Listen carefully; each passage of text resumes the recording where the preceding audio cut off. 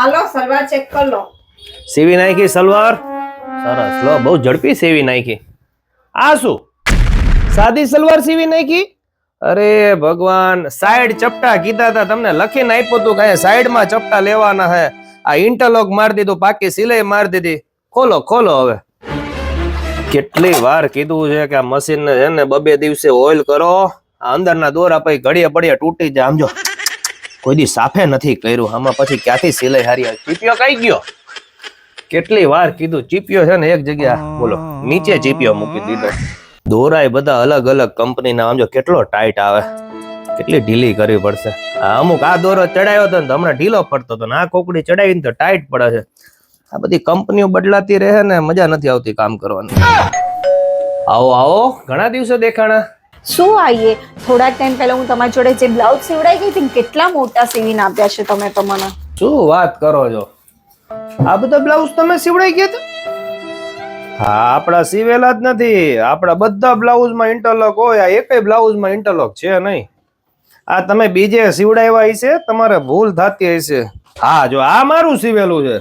આ માપનું બ્લાઉઝ લઈને આવ્યા છો શું? આ માપનું બ્લાઉઝ છે. અરે તો પછી સીધી રીતે કહી દો ને કે તમારે ફિટિંગ કરાવવા છે બ્લાઉઝ ને. લે આ તમારી જોડે નથી સીવડાયા તો મને યાદ નથી ને ક્યાંક બીજે સીવડાયા હશે તો મને આનું ફિટિંગ કરો દો. હું અહીંયા બેઠી છું થોડીક વાર.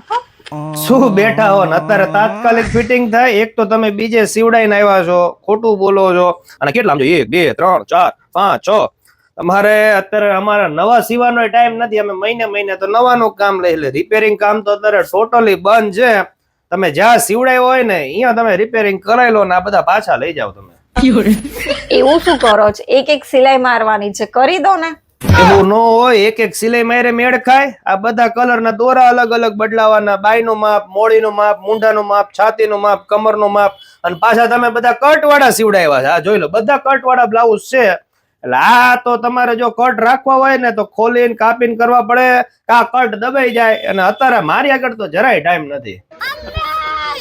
થોડાક પૈસા બચાવવા ગઈ ને એમાં મને જ મોંઘું પડ્યું. હશે, ભૂલ થઈ ગઈ તો થઈ ગઈ, શું કરશો? આવી ભૂલ તો ઘણા કસ્ટમર્સ કરી રહ્યા છે. થોડાક પૈસા બચાવવા માટે થઈને જ્યાં ત્યાં પ્રોફેશનલ કામ ન આવડતું હોય, શીખવું હોય. હવે આ કેટલું ભારે બ્લાઉઝ છે, આ ગ્રાહકે ગમે ત્યાં સીવડાવી લીધું અને હવે આપણી પાસે ફિટિંગ કરાવવા આવે છે. એટલે તમારે પણ દરજી ભાઈઓ બહેનો, તમે પણ જો ઘરેથી કામ કરતા હોય, બ્યુટીક ચલાવતા હોય, દુકાન હોય તો તમારે પણ આવા પ્રોબ્લેમ્સ અવારનવાર થતા હશે. તો તમારું શું કેવું છે આ બાબતમાં તે કોમેન્ટ જરૂર કહેજો. અને નેક્સ્ટ ટોપિક શેના ઉપર વિડીયો બનાવવો છે તે પણ કોમેન્ટમાં જરૂર કહેજો. ચાલો મળીએ નવા વિડીયોમાં. થેન્ક યુ, આભાર.